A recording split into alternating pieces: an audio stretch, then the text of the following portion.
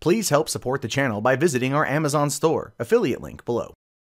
Hey, what's going on, everybody? My name is Matt Jarbo. This is $3 Theater, and today is September 17th, 2017, and tonight is the Emmys, hosted by Stephen Colbert. And I don't know about you, but I'm not watching.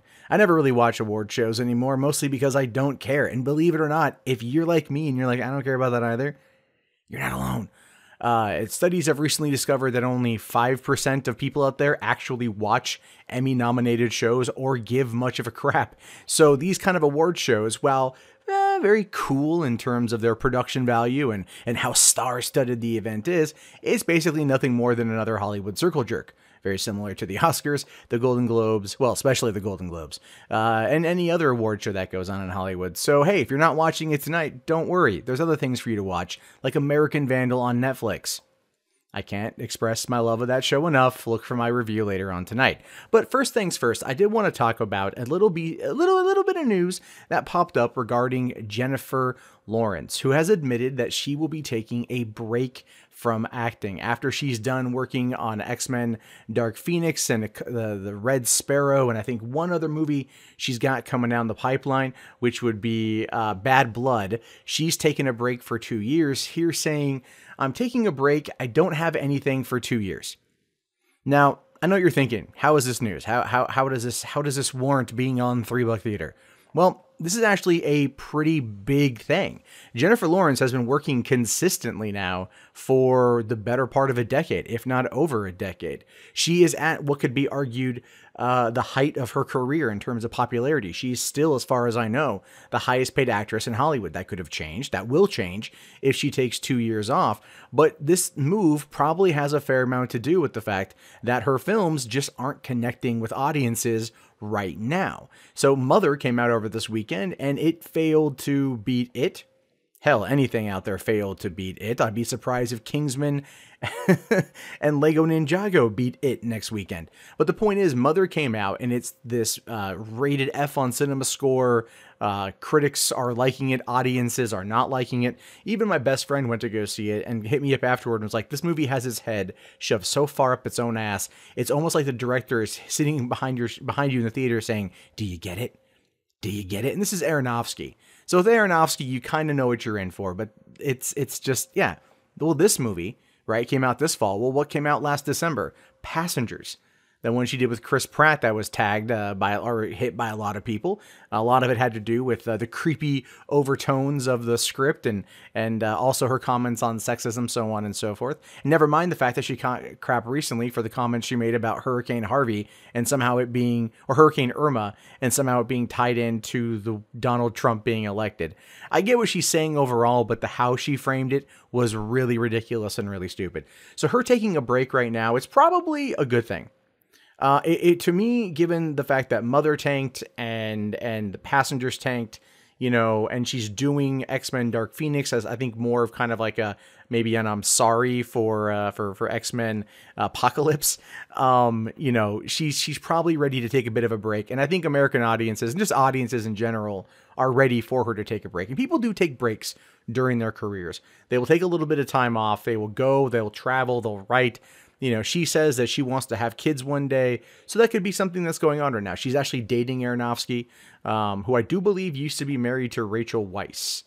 And so there, you know, that's something she's kind of talking about. So she's 27 years old. She probably wants to pop out a kid or two here pretty soon and figures this break will definitely allow her to do that. I don't like to comment much on celebrity gossip, but when you have one of the top tier actors in the world in terms of paychecks, taking a break for 2 years, it's worthy to take a long look at their career and try to decipher why this is happening. If you want my honest opinion, Jennifer Lawrence should not take a break from acting, but take a break from big movies. Head into the smaller screen, see what's going on with Netflix, get some award wins under her belt for being on a show that they're doing. And the reason why I suggest this over big budget features is that's just where people are going.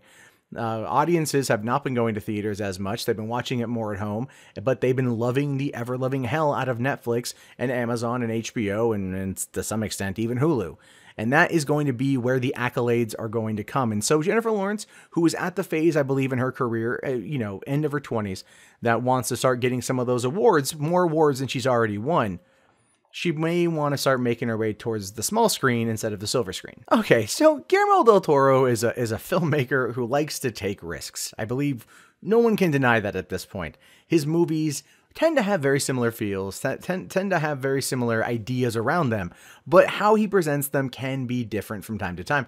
And his newest film, Shape of Water, is taking a bit of a leap, and I'm really wondering how this is going to impact audiences. All right.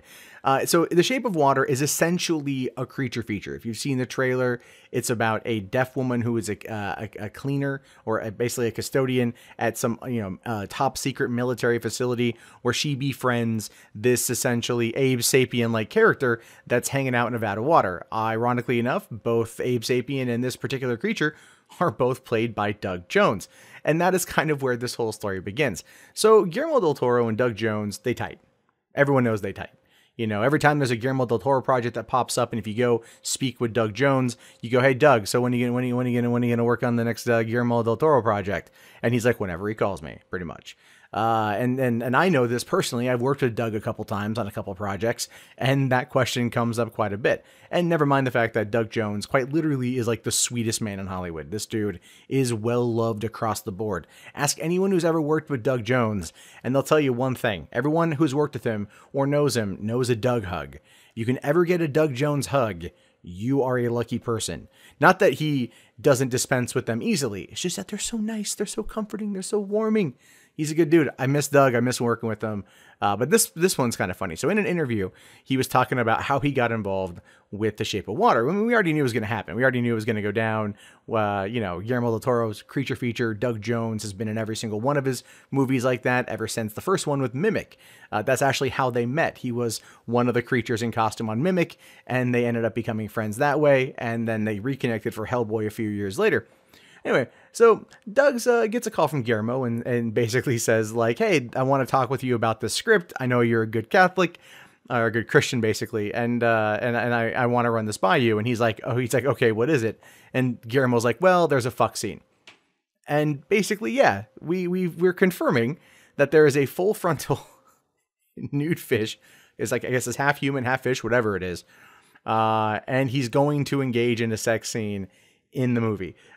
Basically, here's what Jones says. He goes, "When I asked him why this time does it need to involve full frontal nudity, I mean, we're going for it, he harkened back to the creature from the Black Lagoon in Frankenstein and any of the cult classic monsters that helped develop his love of monsters. There was always this romantic side to these characters and relationships on film that never got actualized all the way. Guillermo said this time, the monster's actually going to fuck the girl. A gentler way to say it is that the creature from the wet Black Lagoon who actually gets the girl this time." So, I mean, Doug's having a bit of playful fun with that, but audiences who may not be entirely on board with a creature feature where what looks like the creature from the Black Lagoon goes balls deep in a deaf custodian, it could be a very interesting take on the subject matter. I myself want to see it. I think the movie looks very good. Michael Shannon looks amazing in it, as usual in most films. It's an interesting concept, and it's more fantasy based, which is the stuff I like to see out of Guillermo del Toro, more so than, like, let's say Crimson Peak and like the Victorian horror aspect, which I didn't really care for as much. And then again, neither did audiences, because nobody went to go see it. Now, this opens up right around Christmas or sometime in December, so hopefully people will go see it, but it's coming out, I think, right before Star Wars, so the likelihood of it actually doing well, maybe.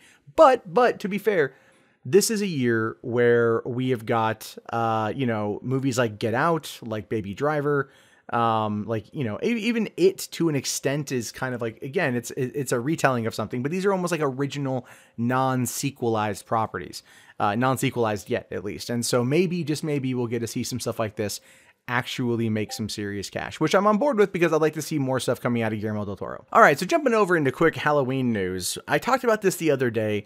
John Carpenter was totally on board with what David Gordon Green and Danny McBride pitched to him for their Halloween reboot. Well, it's effectively Halloween 3. And we've been wondering what's going to happen between the early 1980s and now, given the fact that it's been over 30 years. Well, we don't know much just yet. We don't know much at all. All we know is it's coming out October 19th, 2018. But we did find out that Jamie Lee Curtis has decided to reprise her role as Laurie Strode. This effectively confirms, and we already knew it was going to happen, but this basically confirms that Halloween 1, Halloween 2, canon. Everything past that, no longer canon. And a lot of people out there are happy with this because they look at where the movies went, where everything went, and they're like, yeah, I'm kind of done with that. It got a little bit weird towards the end, especially with Halloween Resurrection, Busta Rhymes, the karate stuff. It was just, Halloween H2 I thought was a well-done film. And a good ending to the franchise. But of course, this is Hollywood, and if it bleeds, it leads. And if they want to make a sequel, they're going to make a damn sequel to it. But at least this time around, Laurie Strode is back, and it's one final time. And she tweeted out, same porch, same clothes, same issues, 40 years later, headed back to Haddonfield one last time this Halloween. And so I'm pretty sure we're going to get the definitive death of Laurie Strode. We're going to get the definitive, probably, conclusion to this thing, provided it doesn't make any money. If it does make money, I'm pretty positive that they're going to sit there and be like, yeah, we can work with this. We can do well with this. But I can't wait to see it. So now we've got Carpenter as exec producer who wants to do the score. We've got David Gordon Green directing, who I do believe is a really good director. Danny McBride is co-writing the script, which means McBride will be in the movie. I'm on board with anything he's involved with. And Jamie Lee Curtis is back as Laurie Strode. Again, totally on board with that. So far, everything about this is kind of coming up great. All we can ask for now, if it's not going to be a good movie, is at least hopefully a serviceable movie. Okay, so for the last segment tonight, I want to cover a fair amount of It news as a whole, because this movie has defied all expectations and gone on to be very well received, and it's earned another $60 million in its second week, putting it at $371 million for the first week of this film, first 2 weeks really, worldwide. The budget of the movie was like $35 million. So this thing already, just in terms of budget, not even P&A, has already eclipsed it 10 times, which makes sure that even if with P&A, it's already a success, it's already a hit. And expect Warner's to effectively milk this thing for as much as they can. We know that Chapter 1 was the subtitle of it. We know there's going to be Chapter 2. Many of us out there who harken back to who like the original 1990s miniseries are probably thinking, oh, Chapter 2 is going to be the second part of that with the adults, and the adults are going to be going back to Derry to fight it. But there's already a lot going on with the Losers Club, talking about how there's going to be lots of flashbacks to the Losers Club from 1989, which doesn't make a great deal of sense to me, only because what more are they going to show us, right? What more are they going to do? We don't know. They've taken some liberties with the books. They've taken some liberties with the property, but they've done a good, serviceable job. And it's one of those things where it's like, how are they going to change this? Well, we may not know that for a while, but what we are finding out right now is that there is going to be a director's cut of it coming out on home video whenever the thing releases. Let's see, it's September now. Let's say February is about the time we're probably going to see this thing hit home video. And in a Facebook Live interview with director Andy Muschietti and his sister Barbara Muschietti, they were talking. They were asked, "Is there going to be anything extra on the DVD?" And he says, "Oh, well, we might do this extended scene from Stan and the bar mitzvah." That wasn't in the movie at all, but it's a very impassioned speech where Stan essentially calls out the elders of Derry, the adults of Derry, for letting this evil permeate. And that was cut, and they're probably going to put that in the movie. And then probably about a total of 15 minutes are going to be in it. And there's going to be a lot more with the rock quarry scene, extending that out, making it apparently a lot funnier. And that was one of the more jovial moments of the film itself, when all of them are there hanging out, and there's Bev, and they're just kind of like, I and Bev, like, what do we do? There's a girl here. We're all in our tighty whities, And so that part was pretty great. But I thought the best scene that really kind of played up the humor of the film was when they were in the bedroom, and Bev discovers Ben's New Kids on the Block poster, and basically was like, kind of kept his secret. And what I loved about that too as a whole was Ben saw Bev for who she was, and that was a moment where Bev saw Ben for who he was, and it was a great little moment between them, clearly setting up what's going to happen down the road. But I thought those are really great little moments, and I would love to see more of those going forward. But going back to the concept here of this extended cut, Barbara did confirm that they are being told to do one. because extended cuts tend to do well. You know, what they'll do is they'll sell the digital rights or whatever, you know, off to different places, and then they'll sell the distribution rights to different countries. And then they'll go, oh, home video, you get the terrifying version of it for, you know, extra 15 minutes or something in the extended cut. Because Warner Brothers is, I think, right now, one of the only studios that's almost 100% about its director's cut. Look at anything Zack Snyder touches. There's always a director's cut. And even then, there's always extra stuff.